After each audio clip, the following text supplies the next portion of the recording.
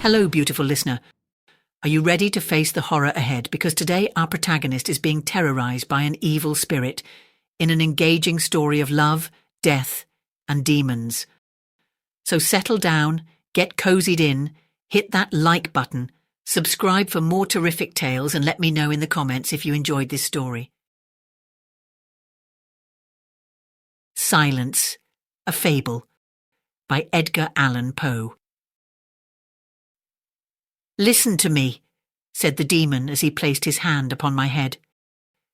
"The region of which I speak is a dreary region in Libya by the borders of the river Zaire.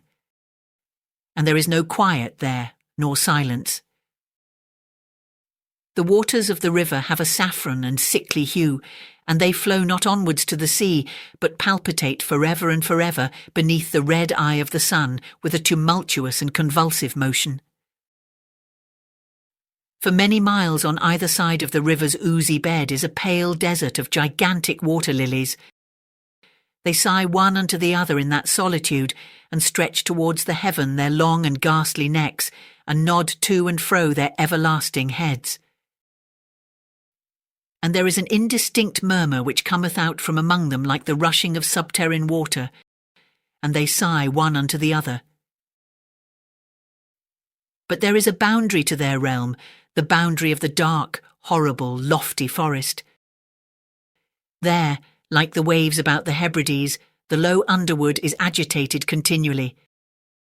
But there is no wind throughout the heaven, and the tall primeval trees rock eternally hither and thither with a crashing and mighty sound. And from their high summits one by one drop everlasting dews, and at the roots strange poisonous flowers lie writhing in perturbed slumber. And overhead, with a rustling and loud noise, the grey clouds rush westwardly forever until they roll, a cataract over the fiery wall of the horizon. But there is no wind throughout the heaven. And by the shores of the river Zaire there is neither quiet nor silence. It was night, and the rain fell, and falling it was rain, but having fallen it was blood. And I stood in the morass among the tall, and the rain fell upon my head, and the lilies sighed one unto the other in the solemnity of their desolation. And all at once the moon arose through the thin ghastly mist, and was crimson in colour. And mine eyes fell upon a huge grey rock which stood by the shore of the river, and was lighted by the light of the moon. And the rock was grey, and ghastly, and tall, and the rock was grey. Upon its front were characters engraven in the stone, and I walked through the morass of water lilies until I came close unto the shore, that I might read the characters upon the stone. But I could not decipher them. And I was going back into the morass when the moon shone with a fuller red, and I turned and looked again upon the rock and upon the characters, and the characters were desolation. And I looked upwards, and there stood a man upon the summit of the rock, and I hid myself among the water lilies that I might discover the actions of the man. And the man was tall and stately in form, and was wrapped up from his shoulders to his feet in the toga of old Rome. And the outlines of his figure were indistinct, but his features were the features of a deity.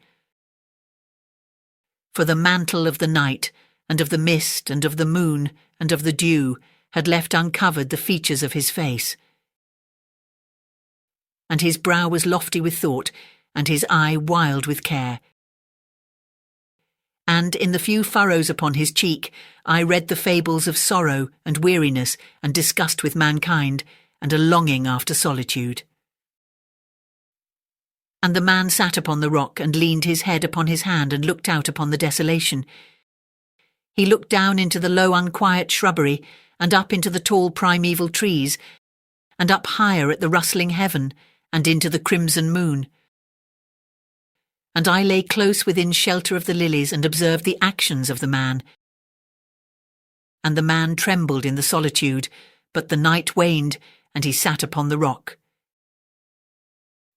And the man turned his attention from the heaven, and looked out upon the dreary river Zaire, and upon the yellow ghastly waters, and upon the pale legions of the water lilies. and the man listened to the sighs of the water lilies, and to the murmur that came up from among them. And I lay close within my covert and observed the actions of the man, and the man trembled in the solitude, but the night waned and he sat upon the rock. Then I went down into the recesses of the morass, and waded afar in among the wilderness of the lilies, and called unto the hippopotami which dwelt among the fens in the recesses of the morass. And the hippopotami heard my call, and came with the behemoth unto the foot of the rock, and roared loudly and fearfully beneath the moon. And I lay close within my covert and observed the actions of the man, and the man trembled in the solitude, but the night waned, and he sat upon the rock. Then I cursed the elements with the curse of tumult, and a frightful tempest gathered in the heaven where before there had been no wind. And the heaven became livid with the violence of the tempest, and the rain beat upon the head of the man, and the floods of the river came down. And the river was tormented into foam, and the water lilies shrieked within their beds, and the forest crumbled before the wind, and the thunder rolled, and the lightning fell, and the rock rocked to its foundation. And I lay close within my covert and observed the actions of the man, and the man trembled in the solitude, but the night waned and he sat upon the rock. Then I grew angry and cursed, with the curse of silence, the river and the lilies and the wind and the forest and the heaven and the thunder and the sighs of the water lilies.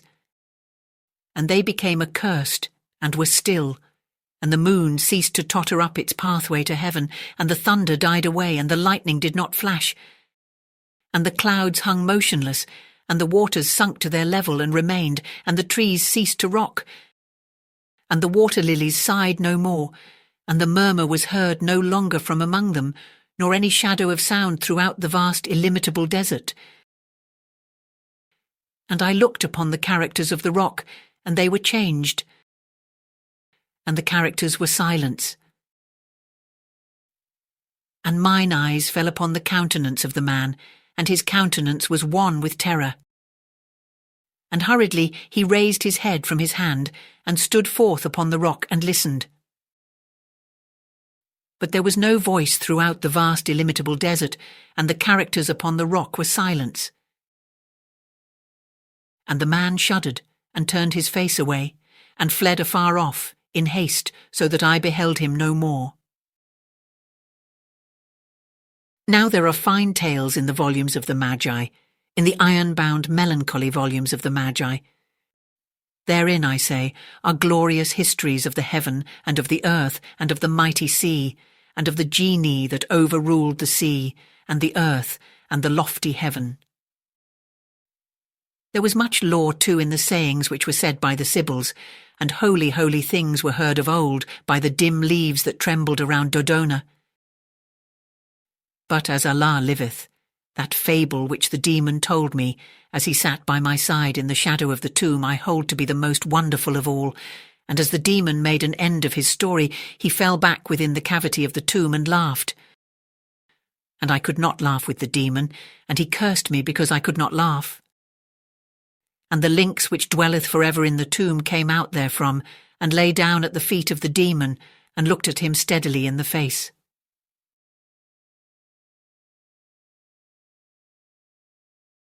Thank you for listening.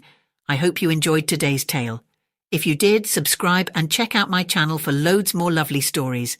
And please do like, share or comment to help share this video with others. I hope you have the very best of days and sleep very well when the time comes.